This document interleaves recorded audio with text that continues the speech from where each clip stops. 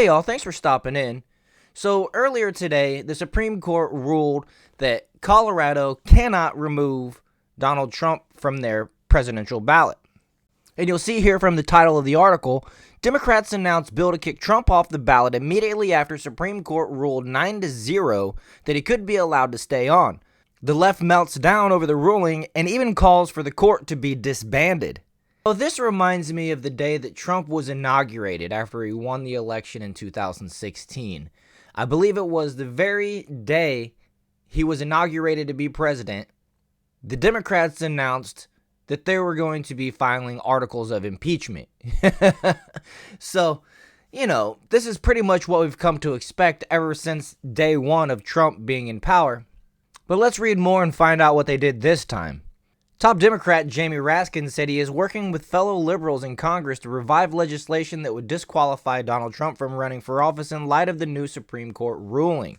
Completely disrespectful, by the way, for these Democrats to treat the Supreme Court ruling like this, but the High Court on Monday ruled 9-0 that only Congress, not Colorado, can ban Trump from the ballot, and the former president must be reinstated on the Centennial State's primary ballots.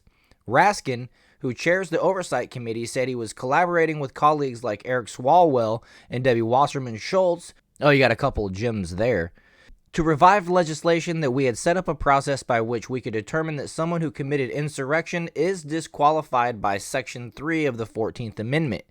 Well, you'd have to first determine that Trump actually committed insurrection. At this moment right now, as I make this video, Trump has never been proven guilty of committing insurrection. So I think you'd have to do first things first. But who knows, with this topsy-turvy Democrat Party in power, such a bill was first introduced in 2022 by Schultz and would create a pathway for the Department of Justice to sue and keep candidates off the ballot under the 14th Amendment.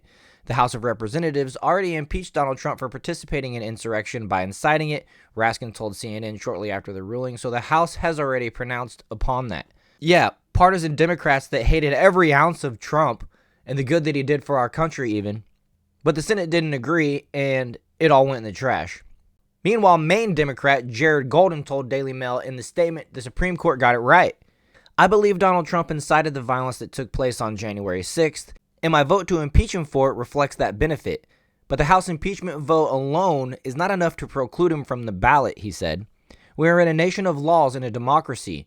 Today's unanimous Supreme Court decision affirms that Maine voters should and will decide if Donald Trump ought to be president again.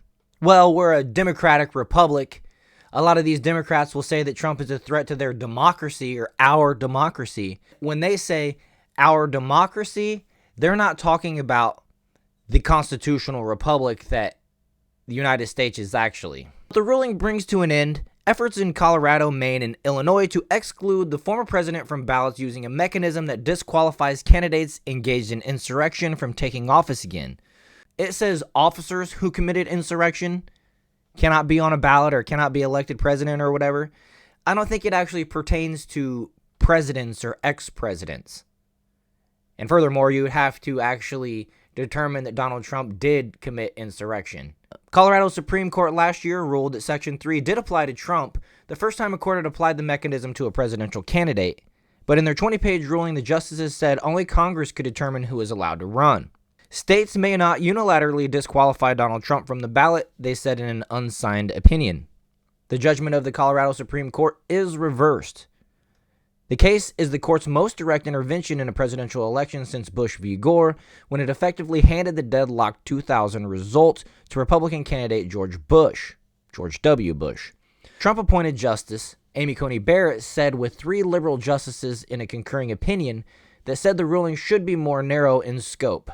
She joined in the overall decision, but warned against stridency and divisions on the court during an election season where the High Court is making weighty decisions on presidential immunity, while lower courts make scheduling decisions that will determine whether Trump faces jury verdicts before the November election.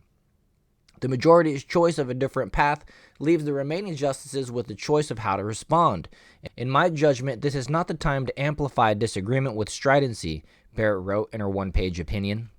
She wrote that she agreed states lack the power to enforce Section 3 of the 14th Amendment, which includes language barring people who took part in the insurrection from holding any office. That principle is sufficient to resolve the case, and I would decide no more than that. But she writes that the majority went too far by setting out conditions where only the Congress through legislation. Meanwhile, political opponent Keith Olbermann wrote on X that the Supreme Court betrayed democracy. You see right there where he talks about democracy? That's not the same as a constitutional republic. Its members, including Jackson, Kagan, and Sotomayor, have proved themselves inept at reading comprehension, and collectively the court has shown itself to be corrupt and illegitimate. It must be dissolved. If the political whores on the court are overruling quite explicit language in the Constitution to benefit one politician, your separation of powers died long ago, he added. Colorado Secretary of State Gina Griswold wrote on X, I am disappointed in the U.S. Supreme Court's decision stripping states of the authority to enforce Section 3 of the 14th Amendment for federal candidates. Colorado should be able to bar oath-breaking insurrectionists from our ballot. We all know that Congress is a nearly non-functioning body, Griswold said on MSNBC, of the ruling's provision deeming Congress the right authority to bar Trump from running. It will be up to the American voters to save our democracy. And again, their democracy. And I'll counter and say it will be up to American voters to save our constitutional republic. And furthermore, I think it's kind of ridiculous that this lady says she's disappointed in the U.S. Supreme Court's decision stripping states of the authority to enforce Section 3 of the 14th Amendment for federal candidates when this is a federal election, right? People should have the right to vote for whomever they want to. Let the people that live in your state vote on par with the people in the rest of the states. So anyways, typical Democrat games. Nothing's changed since the day Trump was inaugurated. We've come to expect nothing less. All those efforts have failed. It looks Trump will be on all the ballots pending the next Democrat kangaroo court reach attack, right? But this is amounting to be a pretty good week, it looks like, for Trump. The Fani Willis case. Fani Willis is looking like, in my opinion, she's going to be removed from the case there in Georgia. Super Tuesday is tomorrow, and Trump has pretty much mopped the floor with Nikki Haley. Every state besides D.C. yesterday. People were thinking it was a possibility that he would sweep all 50 states, but of course, Democrat Washington, D.C. had to go and vote for Nikki Haley. But we're looking forward to Super Tuesday tomorrow. Really excited about seeing the results. I'm expecting Trump to pretty much landslide on the Republican side, and I'm expecting Biden to lose to undetermined or any other candidate, or however they want to word it on their primary. But anyways, if you agree with that, go ahead and hit that like button and subscribe to the channel, and I'll see you guys in the next one.